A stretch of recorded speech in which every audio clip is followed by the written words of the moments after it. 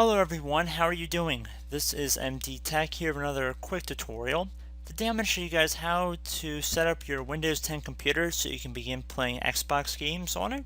So it's pretty straightforward and we're going to jump right into it. Microsoft makes this pretty simple considering that they also make the Windows 10 platform as well, so they are in the gaming and computer industry among other industries as well. But in order to get the Xbox app, all we have to do is open up the Start menu and type in Xbox. Should come up right above Trusted Windows Store app.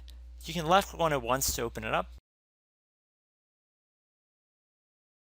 And we'll take a moment.